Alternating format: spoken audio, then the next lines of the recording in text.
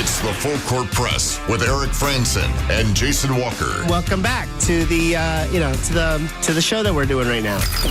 Following the local teams, breaking down the biggest games with in-depth analysis and team interview. Join the show by calling into 435-752-1069 or text 435-339-0321. It's the Full Court Press. Look, Rose, answer. Yes! Caught! Touchdown! They did it!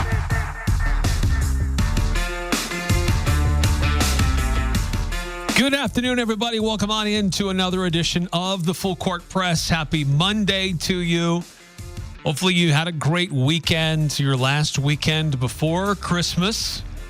Getting your last-minute Christmas shopping done. And, boy, did the Aggie fan base get a nice present on Sunday. Utah State men's basketball delivering a big win on the road at St. Mary's.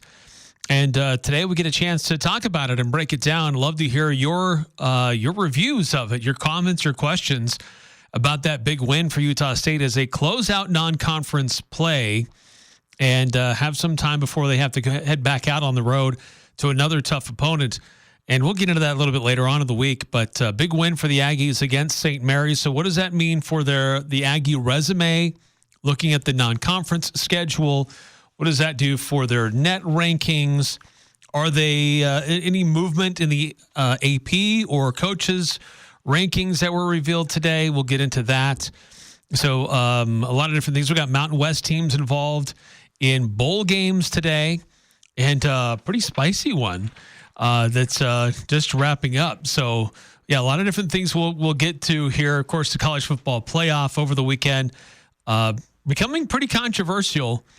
And, do you agree with it or not? And Boise State sitting around waiting to see who they will face, and now they know who they will take on in the Fiesta Bowl in about 10 days. So a lot of different things to get through here on the Full Court Press. And as always, if you want to weigh in, Full Court Press text line is open, 435-339-0321. And we've got a couple texts that have already come through. We'll get to those. But first and foremost, Jason, just quick reactions to that big win by Utah State on Sunday in Moraga, California. Yeah, it's a great win. I mean, it was one that I feel like the Aggies were certainly capable of doing, but you always got to kind of wait and see. Like, we knew this team was capable of winning away from home. We knew that when they played close to their best, or, at their best or close to their best, they can take on any team on their schedule. They can beat any team on their schedule. Doesn't matter where, doesn't matter when. And they ended up playing, close to their best. They've not played too many better games than what they did against St. Mary's. Not perfect by any means. I could pick out several ways in which they weren't perfect. They didn't close the game super well, but they played so well at the beginning of the second half that they didn't need to close the game. Yeah, they created a buffer. Yeah. Thank goodness. They earned their way into not having to play clutch, which is always nice. The best clutch teams are the ones that never have to get into that situation to begin with. So the Aggies were able to do that, and they were able to have a game where, Mason Falstaff and Ian Martinez didn't dominate the game. Mason had a pretty good second half, but there was a point in the game where the Aggies were leading by 10, and I think Ian and Mason had combined for 0 points at that stretch. It was 17-7. Those guys had 0 points apiece. And they were dominating in that game. And so they had an overall very solid game on offense. The 75 points maybe wouldn't quite indicate that, but pace has a lot to do with that. And the fact that they missed some shots toward the end. This game, at a faster pace, similar to the games that the Aggies have played already, it would have put them into the 80s. And then even a slightly better shooting percentage in the second half would have put them easily into the 80s. So still a very good game on offense, despite not being one of their higher scoring games. And then a pretty solid game on defense.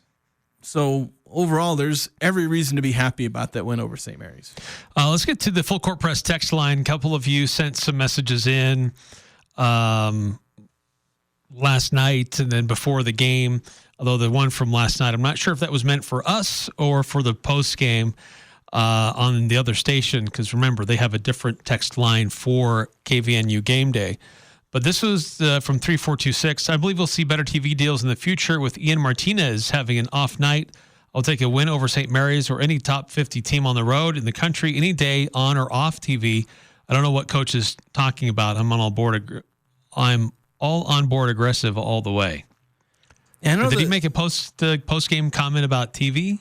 Yeah, and so this is something, and I'll read something from 9-5 as well, where he says Calhoun has to address fans in the Valley bad-mouthing his team back home is insane. I mentioned the post-game interview on Radio Call. And that was something where I believe he mentioned it in his post-game interview on the radio, and then we actually talked to the media as well during our Zoom call, saying something to the effect of like there was talk back in Logan, specifying Logan, about, they hadn't played anybody or strength of schedule and stuff like that. I'm kind of paraphrasing what he said. The quote is actually in my recap. It's up toward the top. You can kind of see what he kind of said. And I imagine he said something very similar. It seemed to be something very much on his mind because he said it without, it was his opening statement. Unprompted. I think I asked him a general question about the win because I think we started off with the question, but it was basically his opening statement. Wasn't directly addressing any questions. So he seems to have his finger on the pulse or ear to the door of a lot of conversations about the team. I don't know where Utah State fans have been making mention of strength of schedule and things like that. Most of what I see is Aggie fans trying to defend the strength of schedule. I don't know. Maybe there's some people online who said that. I know Coach Calhoun has made vague references to other people not respecting their strength of schedule. Although in previous comments it was more speaking to like nationally. This is kind of the first time he seemingly tied it to Logan. So I don't know. It was a weird. It's just kind of a weird comment to have him repeat a couple of different times, and have that come out. I don't know. It's just kind of interesting.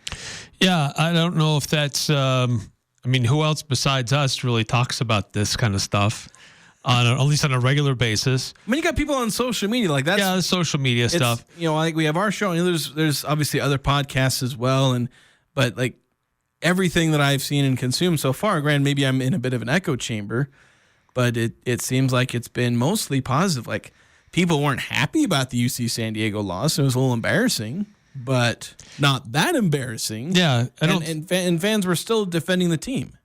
Right, and I don't know that we've. I can't think of a time where we have discussed they got exposed because they haven't played a tough schedule. We haven't done that at all. So yeah, a little bit of a surprise there. But you know what? I'm not like frustrated or disappointed or feel like he's taking shots at us. I think that you'll see this across a lot of different sports. Sometimes players, coaches, they will find things and maybe exaggerate it, or sometimes even just flat out manufacture it to provide motivation and focus for themselves or for their team. A perceived slight or something somebody said offhand, they were taking a shot, and they use that to prove themselves against other people. And look, whether these things were said or not, I don't know. I'm not going to defend one way or the other, but clearly, whatever it was, he worked that to his team's benefit, and they played really well. Because we were wondering, how would this team respond to a loss? Because they haven't lost yet all season, so we don't know. And how would they respond in a true road environment? Because, again, they haven't been in one of those situations yet, so we don't know. The answer to both of those questions is they respond very well, and they did just fine. A great game plan, switching up the defense slightly and attacking a bigger lineup, utilizing their speed and the athleticism of the Utah State Aggies, and able to counter the size and strength of St. Mary's. Yeah, St. Mary's, they're a team that ranks extremely high in offensive rebounding and are likewise a good defensive rebounding team. But the Aggies out-rebounded them, on St. Mary's own home court. They were able to grab a few offensive rebounds, limited St. Mary's offensive rebounding opportunities. And, yeah, I think, Coach Calhoun said it best, where it's like the way they played as far as physicality and as far as rebounding, they deserved to win the game. And they did. They did the things they had to do. The strengths that St. Mary presented that were potential problems, like some interior scoring. They had some guys who could post up and go to work and get some points. They largely limited their guys. I mean, you still had, Saxon ended up with 18 points, but, he was pretty much the one guy who was highly effective on offense. And if you only have one guy that's highly effective and he gets, 18 points, you're going to do fine. They didn't foul too much. And St. Mary's didn't capitalize. They missed 9 free throws. So they got away with some of the fouls they did commit. So, the Aggies didn't let any of the strengths of St. Mary's impact them. Heck, one of the things that wasn't St. Mary's strengths, hitting three-pointers, they were hitting 32% on the season, ranking in like the 300s. They went off 10 of 25. It's their second highest, made three-pointers on the season. That didn't even matter. The Aggies were still comfortably ahead. Yeah, well, part of that, you're playing from behind much of the second half, and so there's maybe a little more urgency to shoot the three. But still, taking it makes sense, but making them yes, they had a bunch of guys making 3-pointers, especially a bunch of guys off the bench that you maybe weren't expecting to make as many 3-pointers, and they just ended up going off. Making more than they typically do. I mean, St. Mary's made more 3-pointers in the second half than the Aggies made the entire game. But because of the way the Aggies played for the most part of the game, especially on offense in the second half, it wasn't even a problem.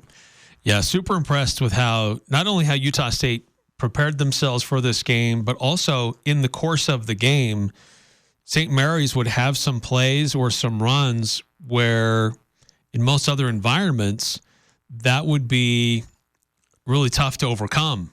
And they'd have a lob play or big 3-point shot or, some big momentum type play, a little mini run going. And you think, you know what? We're on their court, in their environment. They're a good team. It's going to be hard to overcome. But every time outside of the last few minutes, Utah State was able to blunt that or do a little mini run of themselves or do their own lob play. Yeah. And it's like they were unfazed, which was super impressive by this Utah State team itself, but also the coaching staff, not to get rattled, not to get tight. I think they learned a lot of things against UC San Diego that they didn't let get to them in this game, where there were opportunities where it could have, where St. Mary's could have got on a run and Utah State could have gotten tight and could have collapsed a little bit, but they didn't. Yeah, UC San Diego was one of the first games, probably really the first game, where Utah State faced some of those runs, but then didn't ever have a response. When they'd face runs like that against Iowa and St. Bonaventure and North Texas, and even Wyoming and other teams, they would eventually have a response, on offense. They'd usually slow the other team down, limit the damage because of their defense, and then eventually they'd respond on offense. They didn't do that in the second half against UC San Diego. And, there were moments where you think, okay, Utah State, are they going to give up a run to St. Mary's? Are they going to let this game tip the other way? Middle of the first half, they go up 17-7. But then an 8-0 run, in less than 2 minutes, as quickly as the Aggies jumped ahead, they were only up by 2 points. Well, then, bam, Isaac Johnson hits a jumper. And then you're trading baskets for a bit, and then you close the half on a 10-2 run. St. Mary's, and this was interesting because usually Utah State's defense is what kind of helps them survive runs by the other team. Eventually, they just slow them down. In this game, it was their offense that just kept them ahead or at pace with St. Mary's until the defense would eventually help them create a run.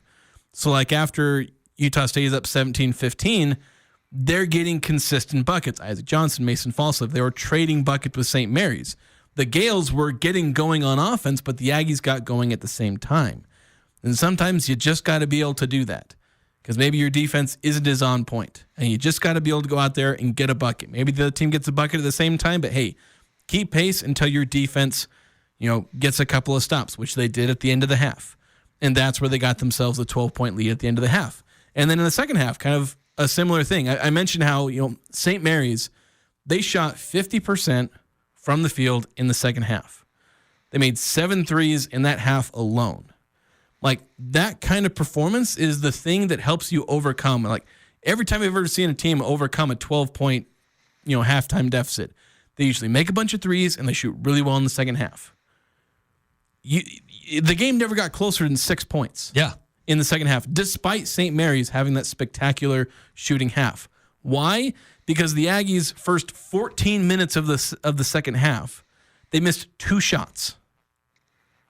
They went 14 of 16. Like, St. Mary's shot well, but they made, like, Utah State's shooting made St. Mary's look like they were in a cold spell.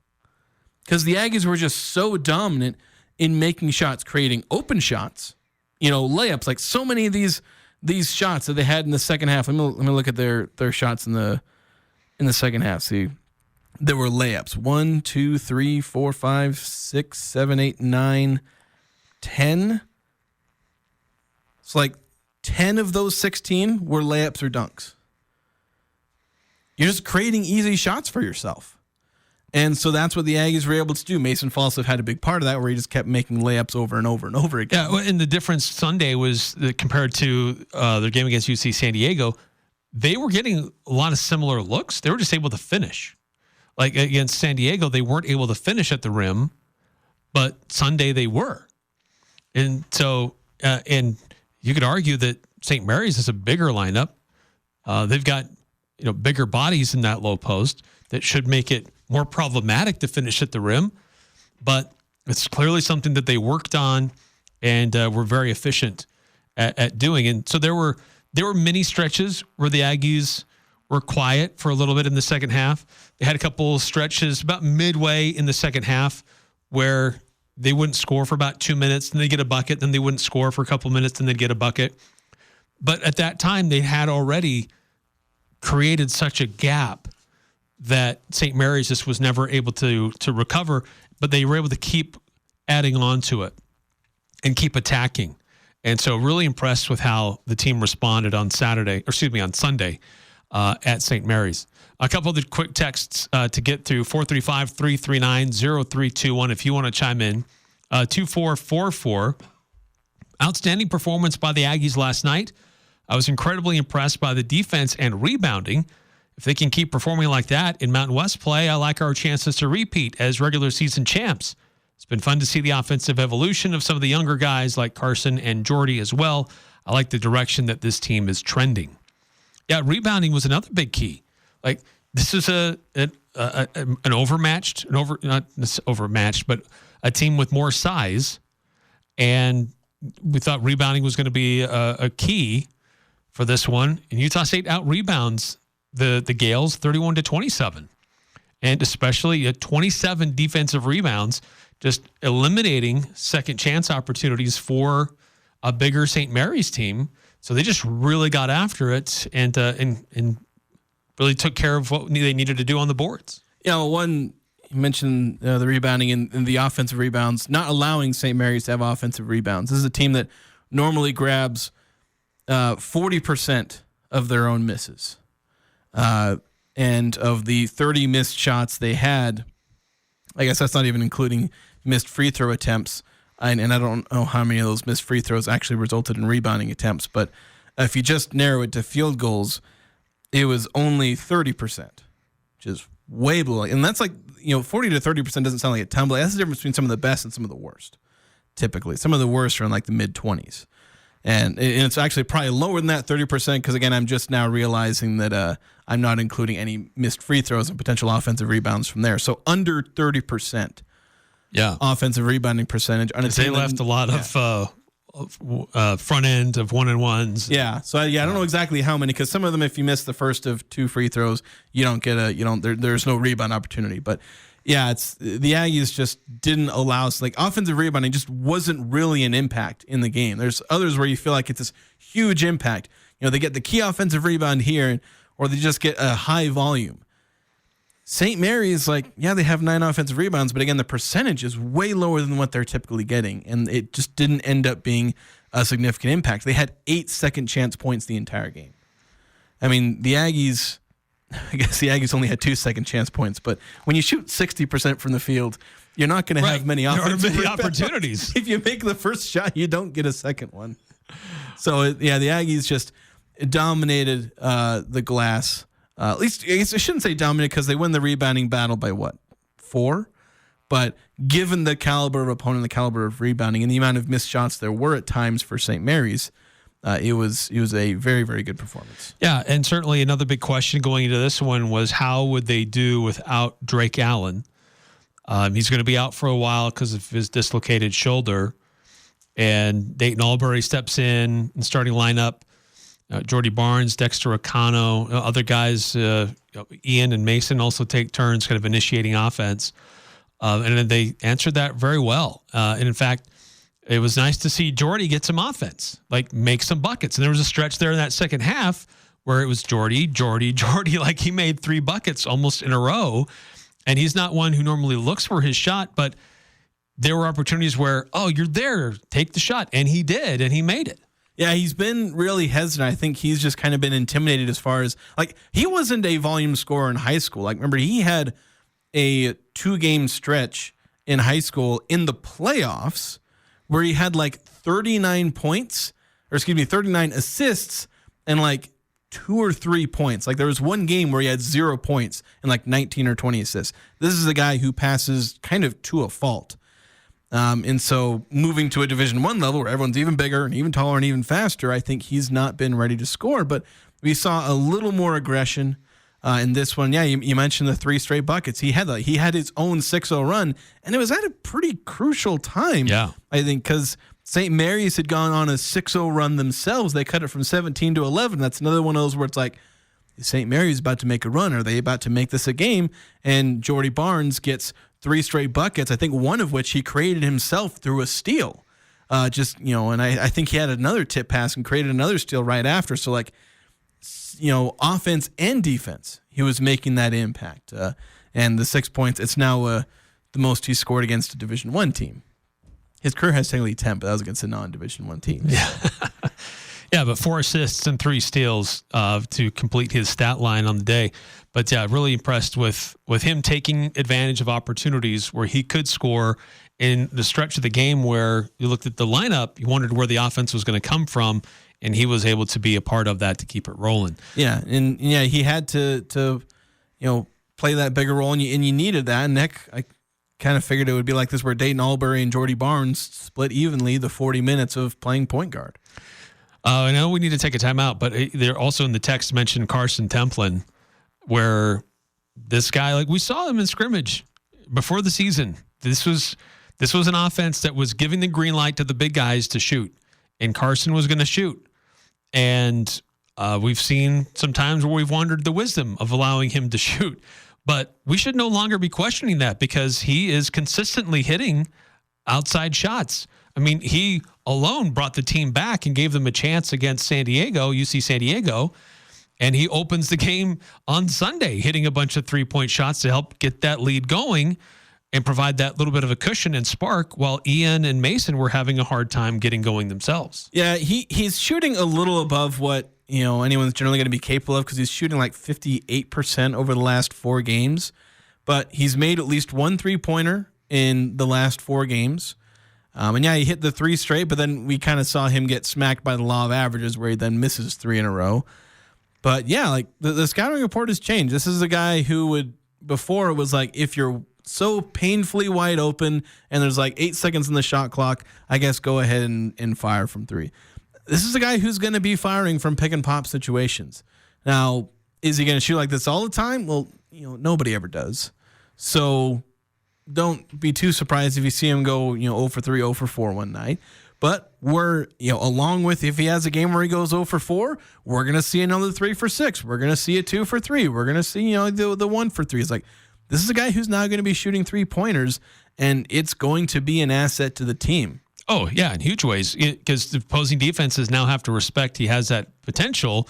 He's going to draw the opposing big man out of the paint, and whether he's going to be able to make it or he's going to provide a little bit more of an opening for other players to slash to the basket. Yeah, it gives the Aggies suddenly a 5-out lineup when they have Carson Templin out there, which if you would have asked me, do they have a 5-out lineup at the beginning of the year? I've been like, well, if they play Isaac Johnson at center, they do.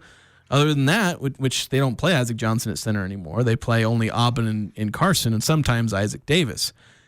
But now they have a 5-out lineup. And my goodness, what can you do with a 5-out lineup when you've got Mason and Ian on the floor? Like, teams are going to be terrified of that.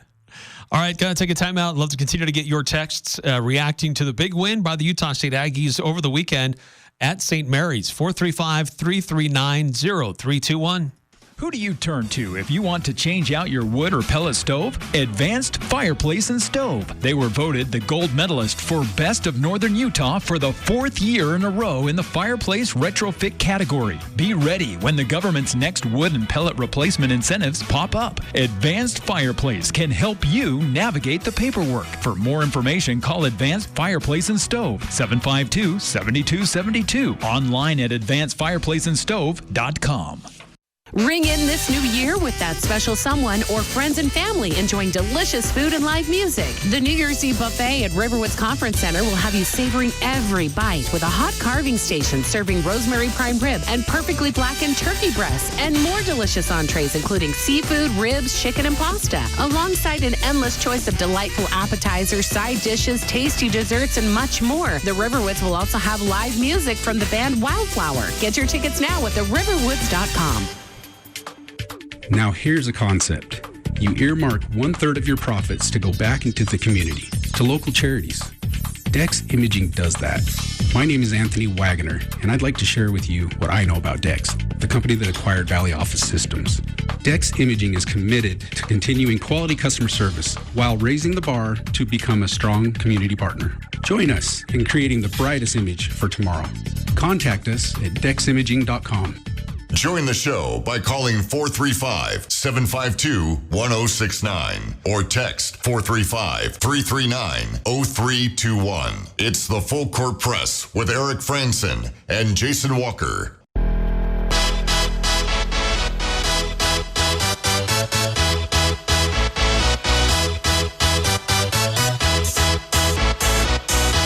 Welcome back to the Full Court Press. Merry Christmas, everybody. Y'all ready for this? Yeah, are you ready? Are you ready for Christmas? Technically, I still have Christmas shopping to do, but it's really easy Christmas shopping. I was out and about on Saturday. It was crazy. I've heard that today was pretty crazy. Yeah, I've just got to buy some gift cards and some toys for some nephews. So it's like, walk through the toy aisle a few times, see, all right, this is what a 7-year-old would like, and this is what a 4-year-old. I don't even remember exactly how old my nephews are. They're under the age of 10. That's all it counts. That's all I know. I can't keep track of my own age. Looks like something a small child might like. The problem is they're old enough now. You when they're really young, you just give them like a Nerf hoop or something like that. Mostly for the ball that's in there, or just some kind of ball. Or are you like that uncle that's like, hey, you want a survival knife? No. You want a big airsoft gun? No. No, I'll get you the stuff your mom and dad wouldn't dare giving you. It's mostly been like remote control cars what I've gone to. So, but now I have to go like someone say, I've given you remote control cars for like 2 out of the last 3 years or something like that, which they've loved. But like, okay, let's get some other stuff. Got to get the diversity of you got toys. to fill in the gaps. That's good. Let's see, 9315 texting in. I think Carson Templin was the MVP that really got us going and went off at the beginning of the game. I think you read that one already. Because we were talking about Carson Temple. We were talking about him, but that was somebody else. That was 2444. Oh, was it? Oh, who brought okay, that up. Right. By the way, 935 did mention, because we were talking about Calhoun, talking about fans back in Logan, talking about the strength of schedule. 935 saying that Calhoun said he received some emails. Who does that? Yeah, I do want to know, like, who sends who are the dummies that will send an email to the coach saying you need to schedule better? Who does that? Yeah, it's the same kind of people who are DMing athletes like things about it. That's so dumb. Yeah. Don't do that. Don't do that. Don't be that kind of, even if you're a donor, don't do that. Don't be that fan. 8968 texting in. I don't know where a lot of the bunk is against the strength of schedule. Myself, I'm pleased and then some with the team and what they have done. Yeah, the thing is that the metrics have the Aggies in kind of the bottom half. At least one metric of strength of schedule I looked at had the Aggies in the bottom half, just barely in the bottom half, but in the bottom half in strength of schedule. Teams like San Diego State are way above. UNLV's played some tougher teams. But the thing is, the Aggies have played, what are they at, 3 or 4 quad 1/quad 2 games? They're 2-0 in quad one. They have more quad one wins than anybody else in the conference, and 1 or 2 quad two games. Now, they basically have 4 quad one / quad two games, and 3 of those are going to bounce between quad one and quad two most of the year. St. Mary's should probably stick as a quad one win. I'd be surprised if that doesn't end up quad one, because they'd have to fall outside the top 75, and I don't see St. Mary's. Yeah, I doubt that.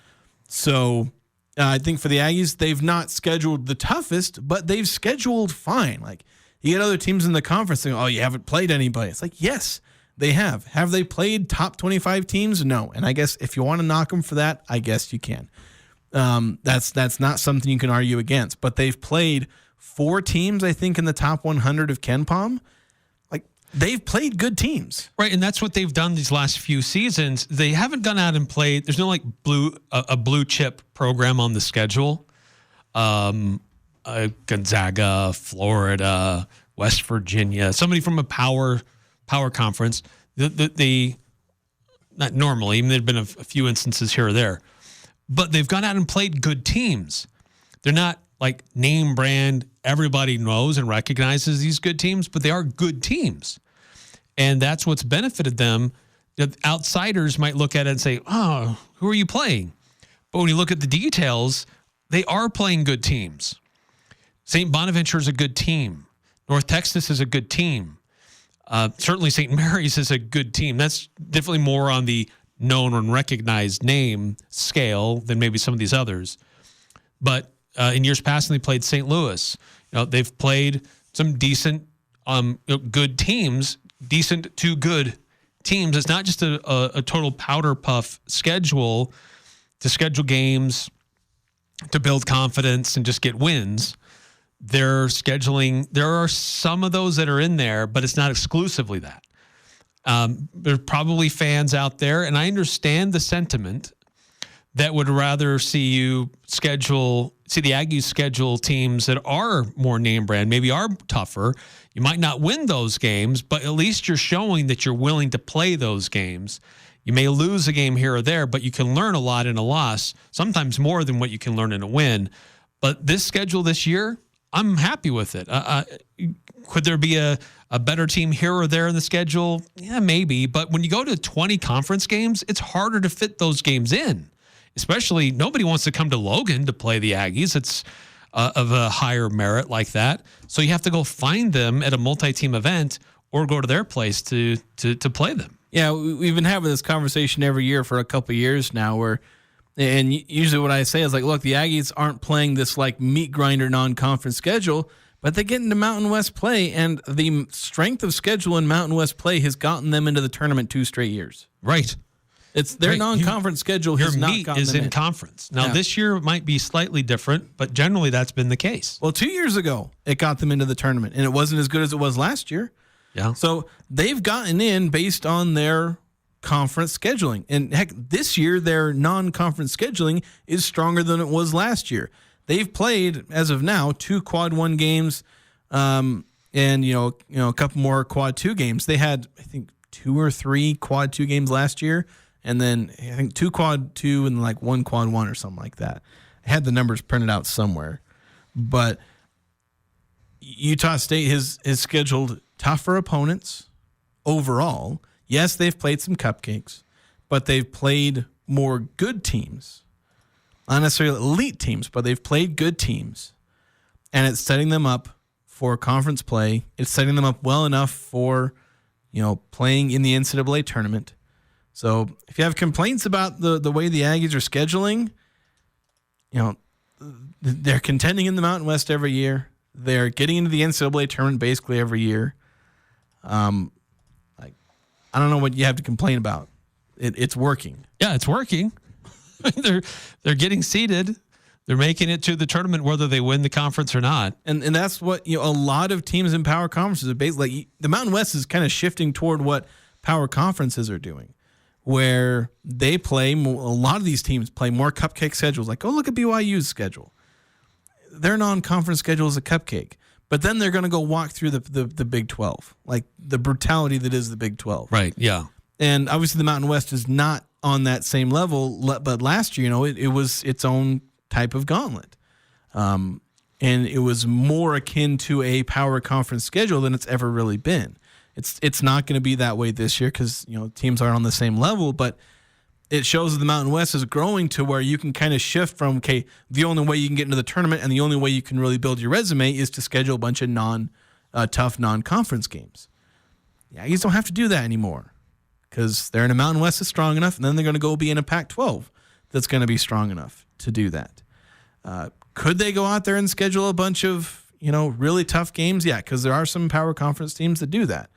A lot of it is in these multi-team events where they end up playing against a lot of these other top 25 teams. But then the rest of their non-conference schedule is they're playing Merrimack and the College of the Blind and all that. That's what a lot of these other teams end up doing in their non-conference schedule because then they go into their conference play and they play all of their tough games. Yeah, it's a meat grinder. And so the Aggies have kind of moved to that type of scheduling in non-conference. Right. And Utah State has gone from fighting for a 12 seed to a 10 seed. And now we're starting to get into that territory where they're getting into an 8 seed.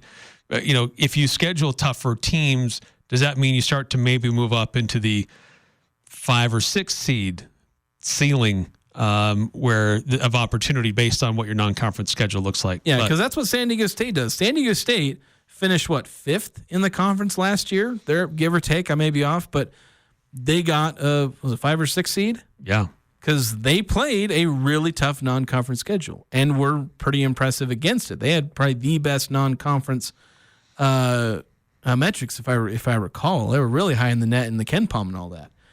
And they stayed that way the whole year, largely because they had a really good non-conference slate, and that's helped prepare them. Like, they've taken the hard road. So I guess if you want the Aggies to be that, I guess you can shoot higher. You can always shoot higher. But where the Aggies are right now, it's working. I guess you can say there's room for improvement, but you can't complain about it. You can question whether or not you can play harder and reach for the stars, but I don't think you can complain about the strength of schedule. The Utah State net strength of schedule right now is at 140. Yeah, which is it's not bad, but it's not bad. It's not great, but it's not bad. No. You see Florida, who's currently 4th in the net, their net strength of schedule 199. Yeah. So you can go all over the place. Yeah, a lot of these power conference teams have low non-conference strength of schedules. So, yeah. Texas Tech is 17 in the net. Their net strength of schedule, 317. So it's all over the place. Yeah, it is definitely all over the place. So if you want the Aggies to have the toughest strength of schedule possible, I guess they can go for it. But I think the problem there is you just end up playing a bunch of road games against really tough teams, and that's a lot of potential travel costs. Of course, you could just schedule a bunch of bye games, I guess. If you want to go do that, go get paid to play the best teams. Maybe that's the next step. Yeah. 2444 with the non-conference schedule now complete. What is a minimum conference record that you guys think it would take to ensure an at-large bid to the tournament? Maybe 14-6 or 13-7? So right now Utah State is at 11-1. So what's the minimum conference record? That's a good question. But so if they're 14-6, it gets you to 25 wins. 13-7 is 24. Once you start getting north of 20 in the Mountain West, you're in pretty good territory. But especially with Utah State's resume to date, 24-25, I think you're in a good shape. Yeah, so right now, if you look at 14-6, I'm using Ken Palm in his predicted record, and that prediction currently has the Aggies going 14-6 in conference play. So that's losses. It's basically losing at all of the tough places to play, losing at San Diego State, losing at Nevada, barely losing at New Mexico, barely losing at Boise State, and was there one other? I think those are the 4 it specifically predicts as losses, but I think it's assuming just based on probability. There's probably a couple more in there. So I think 14. Maybe lose one home game. Yeah, or maybe just a different road game. Like maybe you find a way to lose at UNLV or at Colorado State or something like that. So 14-6, I feel like probably fairly comfortably gets the Aggies an at-large bid. Not a good at-large bid, but talking like when I say not good, like 10, 11, 12 in that range. But I think just as important as like the conference record is the placement. I think if they go 14-6, 13-7, and they're like first or second in the conference, I think that goes a long way to getting them an at-large bid. So I'd probably say that's a good point. I'd probably say 13-7 is probably your minimum to where you'd be comfortable that the Aggies get in. Could they get in if they were like 12-8 in conference play? Maybe, but it would take it'd have to be like if you beat all of everybody's beating up on everybody. Yeah, and if you beat all of the impressive teams, but then just randomly had some bad losses, because you have good wins, they can offset bad losses. But yeah, to be comfortable, you're probably looking at that 13-7, to where you've won every home game against the tough opponents. At that point, but you've also lost basically all the road games against tough opponents. Which that was kind of what teams like New Mexico and Boise State were doing. Well, the problem is Boise State lost like 2 home games and then won like 2 road games. So they kind of offset it themselves. Like, it's what a lot of teams in the Mountain West did last year. I think actually San Diego State, I think they won like every home game and then lost every road game. Yeah, I think that's true. So like that's kind of what San Diego State did. They ended up finishing like, again, 5th or 6th. So I think if you're looking at 14-6, that definitely gets you an at-large. 13-7 probably gets you one. Below that, you're really sweating it out. All right, got to take another time out. We got more texts coming through. We'll get to those. Continuing to react to Utah State's big win on the road at St. Mary's. The non-conference schedule is now complete. And just reacting to how things have gone so far for the Utah State men's basketball program next here on the Full Court Press. Over the past few years, strong and crazy weather patterns have battered various parts of the country. Northern Utah and southern Idaho are not immune from its share of wild weather. Be prepared for power outages with a Generac backup generator from Golden Spike Electric. They are your local source for Generac sales and service. Generac keeps you in control when bad weather strikes. Golden Spike Electric, powering your peace of mind. Online at gsegenerators.com or call 257-3016. They also service other models. People gather to give thanks, renew friendships, and celebrate traditions will always be what the holidays are about.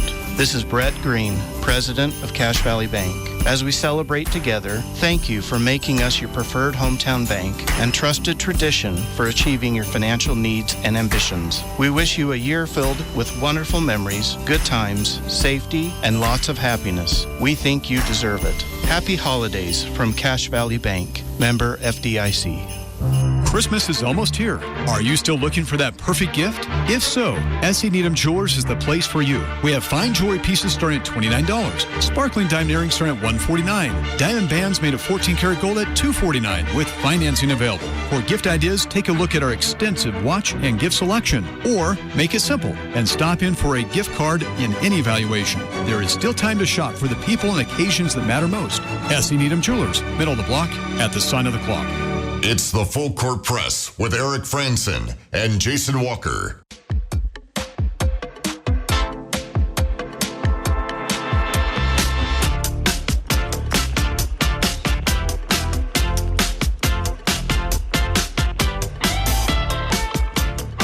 Welcome back to the Full Court Press. Eric Frandsen, Jason Walker. 435-339-0321 if you want to chime in, be a part of the program this afternoon. Busy text line today after Utah State got that big win at St. Mary's on Sunday. 5242 texting in. If the Aggies would have beat UC Davis Riverside, then I think they would have lost to St. Mary's. Losing that first game was more beneficial for the Aggies in the long run if it meant we beat St. Mary's. I think you mean UC San Diego, not UC Davis Riverside, but there's also UC Davis and UC Riverside. There's too many of them. There are a lot of in the straight. UC system. Yeah, and that's certainly interesting. But we talked about that as a possibility. Yeah, that's certainly an interesting thought where it's like, hey, would they have had this same kind of, get after it response? Like a game where they kind of got out-physicaled by UC San Diego, lost the rebounding battle on their own home court. Would they have had that same fire to go and beat St. Mary's? Can't say for certain that it didn't have an impact. These guys went out there, finally had some mistakes that they got burned on, and all those mistakes they had, cold shooting spells, at times poorer rush shot selection, not rebounding well. All three of those things were non-existent against St. Mary's. So maybe that's something that, maybe it would have just been fixed otherwise because they had issues against Montana. Where they weren't playing as well as they should have. Then after having an iffy game against Montana, I think it was after that they beat Iowa. But I don't know. I can't say for certain that they would have still won against St. Mary's had they gotten away with a bad performance against UC Davis. Right, but against UC San Diego. See, I'm doing it too. Everybody's doing it. But if you had to choose, take the loss at home, but it helps ensure you get the win on the road, you have to take that. Do you trade a Q2 loss for a Q1 win? Yeah. Like the Aggies dropped. Aggies dropped in every ranking because of that loss. They have a net loss in every ranking, I'm pretty sure, because or close to every ranking, because they lost to UC Davis. But as the St. Mary's one, the fact that you're got that quad one win, does that make people overlook that early season loss to UC San Diego? Yeah, as long as it stays a Q2 loss, it's still not a bad loss. Yeah. Right, if that was a quad 4, that's a totally different story. Yeah, there's multiple Mountain West teams that have picked up quad 4 losses that they really shouldn't have. Yes. Kind of weird. See, 3714 texting in. Will the Aggies play the game in San Diego and then go directly to the next day to Reno? Wouldn't surprise me. It's a good question. Because the Aggies play the 28th at San Diego State and the 31st. That's at 4. And then the 31st, I don't know. It's a couple of days in between there. There'd be enough time for them to fly home that night, fly back out to Reno. I don't know. It's a good question. They might just make it a road trip because they're not missing school. It's not like they have to get back for classes. They may just do sightseeing in, probably in San Diego. They're not doing sightseeing in Reno. Not quite the same. There's nothing to do there. There's less to do in Reno, I'm pretty sure, than I guess other than gamble. Yeah. Than there would be. That's a fair question. I don't know what the itinerary looks like, but I wouldn't be surprised if they just go. They may take an extra day in San Diego, take their time, and then fly to Reno to get ready. But not sure. 6543. Any idea as to why most bracketology sites only have 2 Mountain West teams in the NCAA tournament? It's because right now, I put out these average ranks for Mountain West teams, and right now there's only 2 teams in the top 68. Now, mind you, being in the top 68, that's not 68 teams in the tournament. Being in the top 68 doesn't mean you're in the tournament. You have to be in the top 50. To be considered to be a potential at-large team. That's where you want to be sitting is top 50. Honestly, you want to be sitting top 40. So all of the, teams like Nevada, Boise State, they're teams that I think, I think that the Mountain West is looking at most 4 teams in the tournament this year. Teams like UNLV and Colorado State have just fallen off. They're not what they were last year. I'm forgetting somebody. Oh, New Mexico. They're kind of the same way. Where they're just not the team that they were last year. They're not as dominant. They're not as consistent.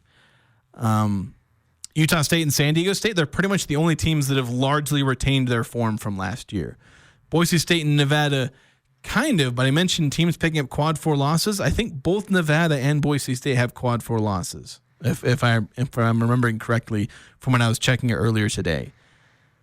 That's why they only have most bracketologists only ever start out with 1. Joe Lunardi, his annual way too early bracket just has whoever he thinks is going to win the Mountain West. It's against his nature to give respect to the Mountain West. Yeah, and a lot of other bracketologists are pretty much the same. Even the good bracketologists, they're fairly similar. They kind of wait to see which Mountain West teams rise to the top.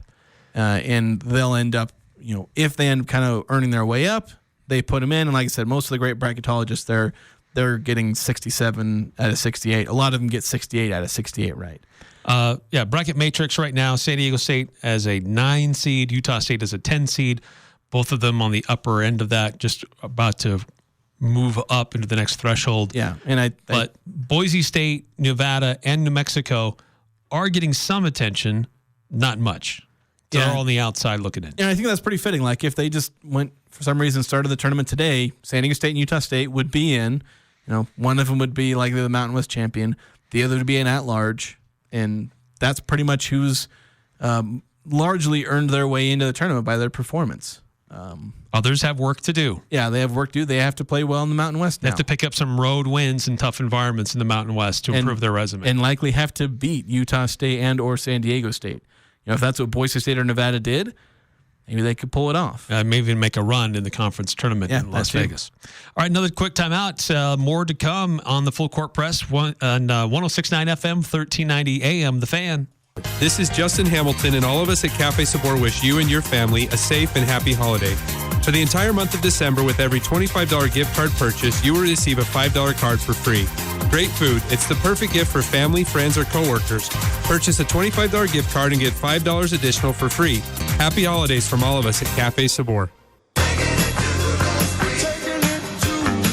You recognize that song. I'm talking to you, class of 1976. Hi, this is Rusty Allen with LSS Insurance, and turning 65 means it's time to talk Medicare. LSS is here to help. Call 752-9493 for help with Medicare. As your local agent, we will research benefits, costs, and look up prescriptions so there aren't any surprises at the pharmacy. Call LSS at 752-9493. This is Kyle at Advanced Door, and we guarantee every garage door we install for a lifetime, parts and labor. That's every door, every spring, every roller, every track, every motor. The entire garage door system guaranteed for a lifetime, parts and labor. We're Advanced Door, and we guarantee you'll be hearing this for a long time. Find out more at advanced-door.com. That's advanced-door.com. The Aggies, Jazz, high schools, even the Pee Wee's T-ball team. It's the Full Court Press on Sports Talk Radio, The Fan. Your locally owned Preston of Providence Napa Auto Parts supplies parts to over a dozen local Napa Auto Care centers who have ASE certified mechanics on staff. From everything from oil changes to major repair, take your vehicle to any of these Napa Auto Care centers in the area, like A1 Automotive in Logan, Aaron's Elite Auto Service in Logan, or how about even Bear Auto Repair in Richmond. Go check it out. They're taking care of business with Napa Auto Parts.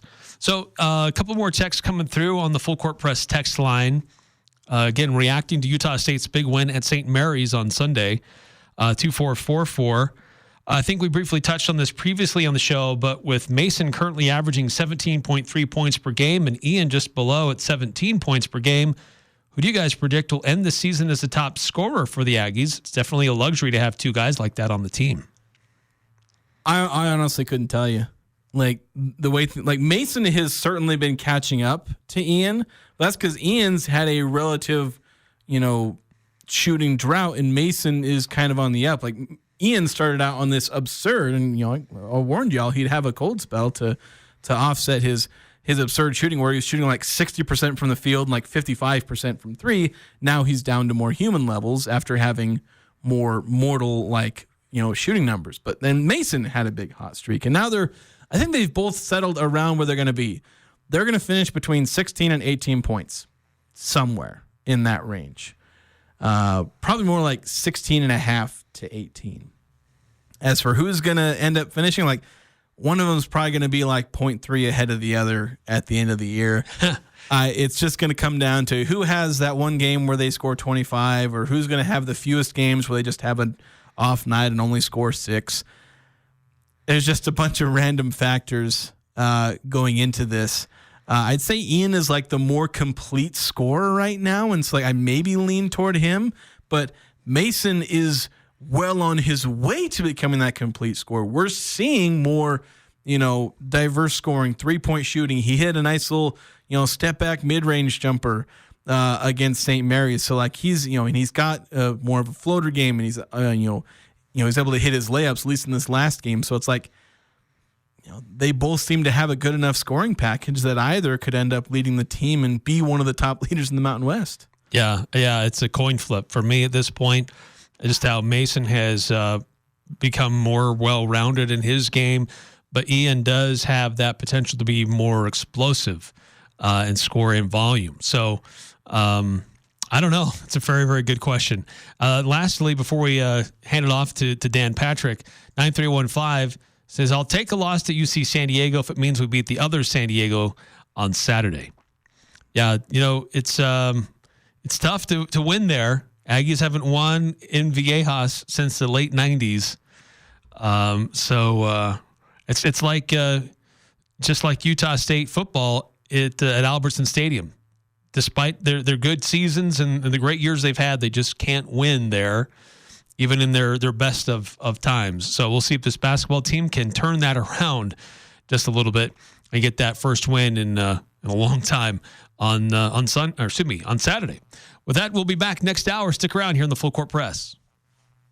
I'm Dan Patrick, and this is Above the Noise. The NFL has produced 4 juggernauts this season: Chiefs, Lions, Bills, Eagles. But when you look at how all 4 teams have fared as of late, it's hard to say any of those 4 teams are peaking at the right time. The Bills' defense has started to allow points in bunches. The Lions' defense decimated by injuries. The Eagles are dealing with a potential locker room issue and now nursing injuries to Jalen Hurts, running back Saquon Barkley, and star receiver A.J. Brown. The Chiefs, they're holding their breath after Patrick Mahomes sustained an ankle injury. All 4 franchises still have the talent necessary to weather the storm. But with all 4 teams seemingly boasting the same amount of potential, the team that takes home the Lombardi Trophy this season may not be the best team, but the team that's able to bounce back the best from all the bruises they've sustained during a long, long regular season. I'm Dan Patrick, and this is Above the Noise.